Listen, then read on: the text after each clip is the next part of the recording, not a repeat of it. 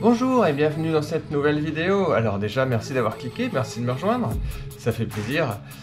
Donc aujourd'hui vidéo débrief sur mon VTT, donc le Rockrider XC 900S, donc conception 2019, il a été changé en 2021 avec un nouveau cadre avec passage de câble à l'intérieur. Donc moi j'ai la version précédente, je vais vous faire un petit débrief donc sur mon utilisation alors je prends une petite note, 2335 km et 196 heures de vélo dessus.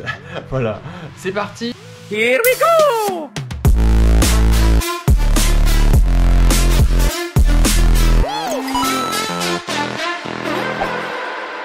Qu'est-ce que je vous mets comme fond vert? Alors, l'original, c'est beau, non? Ça claque? Non? Bon, peut-être mes vacances la dernière fois à la mer. Franchement, là, je vous vends du rêve. Allez, je vous fais un petit tour du vélo.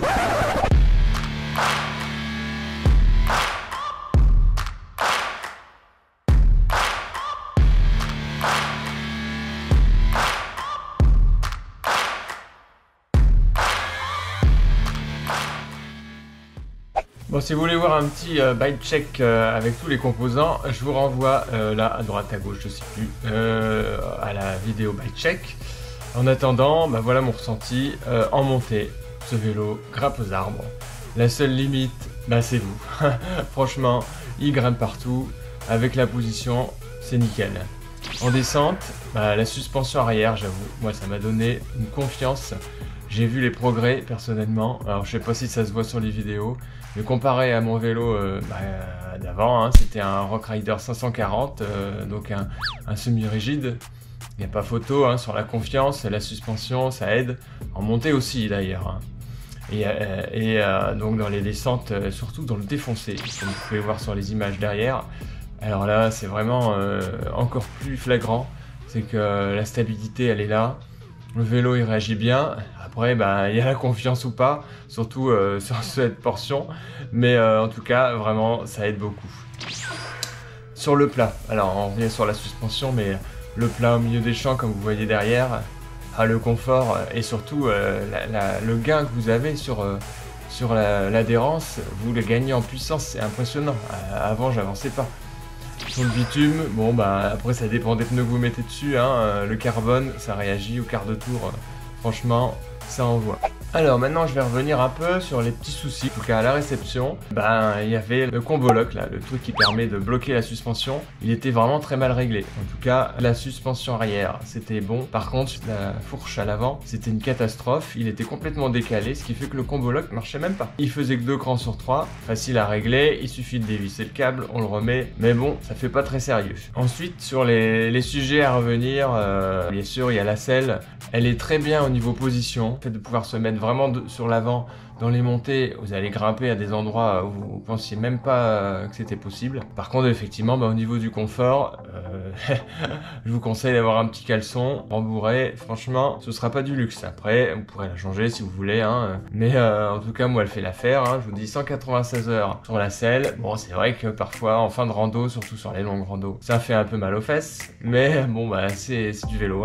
Sur la fiabilité et la durabilité du vélo, après une sortie, il faut bien revisser à droite à gauche, mais bon ça c'est sur tous les vélos, il n'y a pas que sur les Rockrider, ça bouge, surtout ça tabasse.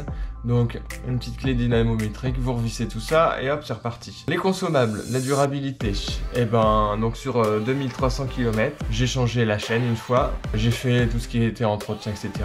La cassette elle est toujours d'origine, j'essaye de mouliner plus, avant j'étais plus en force dans les montées, franchement ça tient bien. J'ai changé les plaquettes, une purge des freins. Alors je sais, sur internet, il y en a qui disent oui les freins, c'est un peu léger, franchement ça dépend où vous roulez. Moi, en Ile-de-France, ça grimpe pas mal, ça descend, on fait pas de bike park dans le coin, donc vous n'avez pas besoin de freiner pendant une demi-heure, et moi, pour ce que j'en fais, c'est vraiment largement suffisant, il y a du mordant.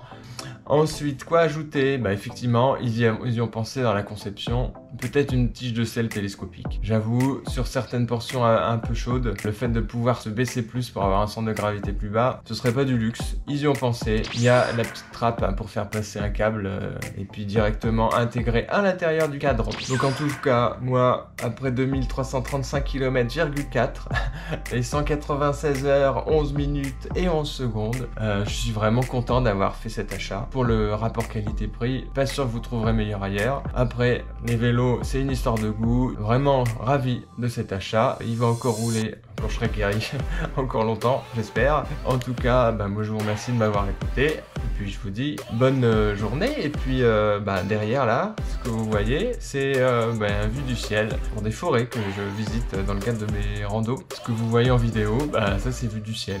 Donc ça vous donne une idée un peu du coin. Comme quoi en ville, eh ben, on arrive vraiment à trouver des bonnes portions de forêt avec ce qu'il faut pour faire du VTT. Allez, moi je vous dis bon dimanche et puis on se voit dans la prochaine vidéo. Salut!